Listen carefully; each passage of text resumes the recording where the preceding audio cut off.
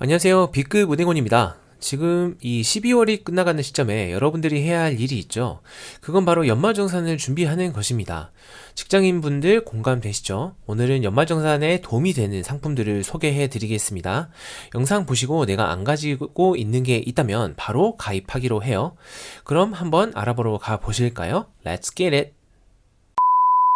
일단 연말정산이라는 것부터 간단하게 알아보고 넘어갈게요. 연말정산은 급여소득에서 원천 과세한 1년 동안의 소득세에 대해서 다음 연도 초에 넘거나 모자라는 액수를 정산하는 일이라고 정의하는데요. 쉽게 설명드리면 여러분들이 급여를 받을 때 세금을 제외하고 받잖아요. 이렇게 세금을 회사에서 공제하고 여러분들에게 주는 것을 원천징수한다고 표현을 해요. 그런데 회사에서 원천징수하는 세금이 정확한 게 아니에요. 왜냐하면 급여를 지급할 때는 연간 소득이 확정되지 않기 때문에 정확한 세금 금액을 알 수가 없어요. 그래서 거의 근사치를 임의 계산해서 원천징수를 하고 국세청에 납부를 하는 거예요. 그래서 해가 지난 후에 연소득이 확정이 되면 납부했던 세금이 많지는 않았는지 또는 부족하지는 않았는지를 검증하게 되는데 이걸 연말정산이라고 합니다. 직장인분들은 모두 아실 거예요. 연말정산을 통해서 세금 금액이 확정이 되고 작년에 많이 냈다면 환급을 받고요. 작년에 낸 게 부족하다면 오히려 더 내야 하는 상황이 발생하게 됩니다. 자, 그러면 연말정산했을 때 조금이라도 세금을 줄이려면 어떻게 해야 하는지 알려드릴게요. 먼저 세금이 확정되는 과정을 알면 더 이해가 빠를 것 같아서 설명을 드리면요.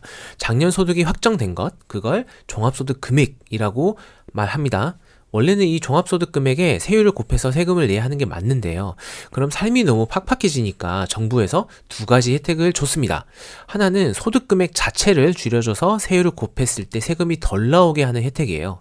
이게 바로 소득 공제고요. 하나는 세율을 곱해서 산출된 세금에서 일정 금액을 빼주는 혜택을 줬어요. 이게 바로 세액 공제입니다. 이해가 좀 되셨나요? 특히 소득공제는 어떤 분들에게 특히나 중요하냐면 과세표준 턱걸이에 계신 분들이 있습니다. 예를 들면 연소득이 4,650만 원이면 세율이 24% 적용이 되죠. 이런 분들은 과세표준이 15%가 되도록, 다르게 말하면 소득금액이 4,600만 원 이하가 되도록 소득공제 혜택을 받을 수 있는 상품을 이용해서 과표기준 금액을 낮춰야 세금이 상당히 절세가 되겠죠. 여기에 세액공제 신고까지 받는다면 세금을 내지 않는 상황도 발생할 수가 있겠죠.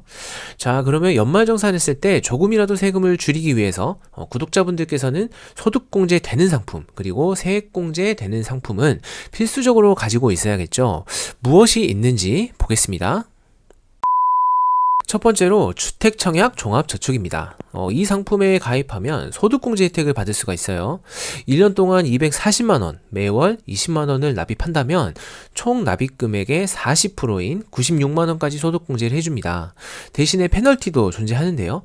5년 내 해지하거나 85제곱미터를 초과하는 주택에 당첨이 되면 납입금액의 6%를 뱉어내야 합니다. 일단 무주택의 급여가 7천만원 이하시라면 무조건 가입해서 240만원을 다 채우시라고 말씀을 드리고 싶어요. 이유는 현재 급여소득자가 받을 수 있는 소득공제 상품이 이 상품밖에 없어요. 그래서 혹시 가입하지 않으셨다면 12월 전에 가입을 하셔서 조금이라도 납입하시고 소득공제 받으세요. 그리고 내년에 추가로 청년형 장기펀드가 출시가 되는데요.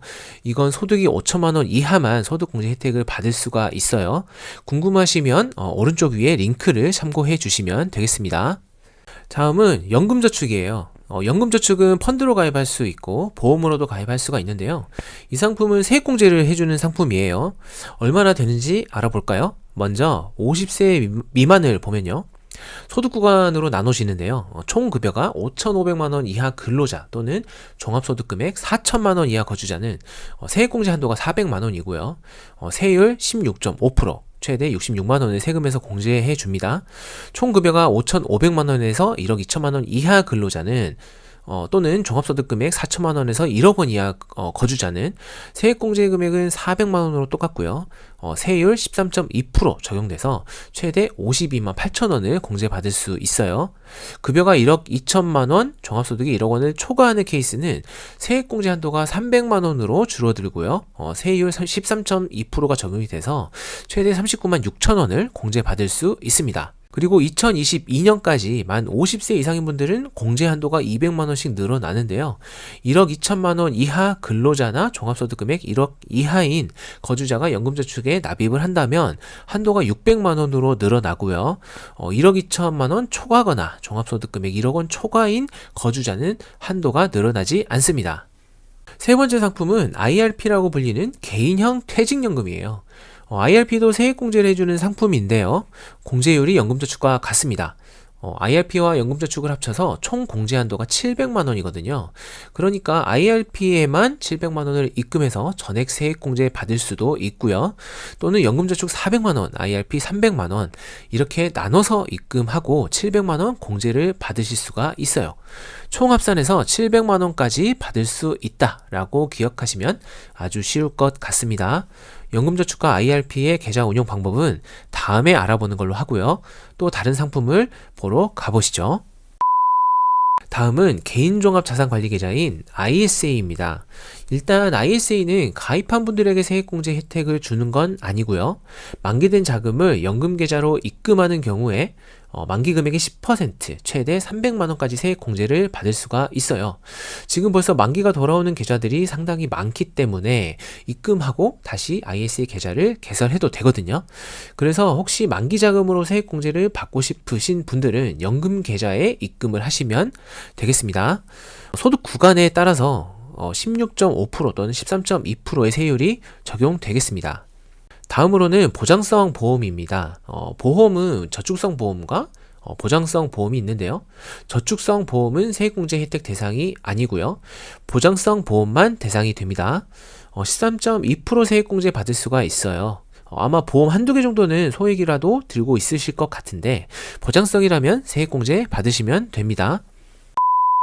자, 제가 소개해드린 5가지 상품을 모두 풀로 납입하게 되면 얼마까지 공제를 받을 수가 있는지를 시뮬레이션 해봤습니다. 일단 주택청약저축은 240만 원 납입하면 40% 소득공제를 받는다고 했죠. 그러면 소득공제 금액은 96만 원이고요. 연봉에 따른 과세표준 세율이 15% 구간이라고 가정을 하면 14만 4천 원의 절세 효과를 볼 수가 있고요. 연금저축펀드 400만 원 납입하면 세액공제로 66만 원, IRP에 300만 원 납입하면 세액공제로 49만 5천 원, ISA 연금 납입을 1000만 원 하게 되면 10%인 100만 원, 보장성 보험 100만 원 납입하면 13.2%인 13만 2천 원을 세액 공제해 주거든요. 그래서 총 243만 1천 원의 세금을 절약할 수 있게 돼요. 아래 보시면 상품을 전혀 가입하지 않았을 때와 상품 전체 가입했을 때를 비교해 봤는데요. 참고해 주시면 되고 ISA가 없는 경우에는 143만 1천 원 정도 절세하실 수 있습니다.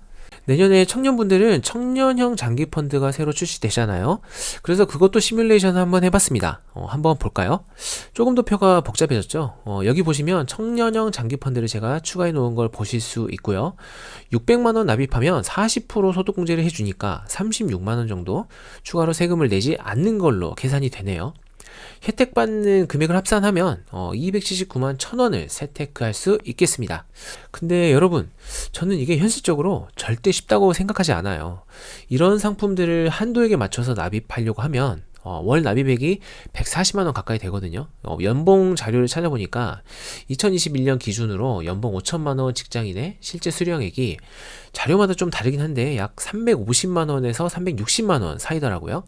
여기에서 세제 혜택만을 받기 위해서 140만 원을 장기로 가지고 있어야 하는 자산에 넣는다는 게 쉽지 않습니다. 그런데 이걸 하는 사람은 나중에 조금이라도 더 부자가 빨리 되어 있지 않을까 하네요. 우리 모두 열심히 세테크 해봐요. 오늘은 13월의 보너스를 받기 위한 연말정산에 도움이 되는 금융상품 5가지를 알아보는 시간을 준비했는데요. 납입 한도 전체를 모두 채울 수 없는 부분도 있을 거예요.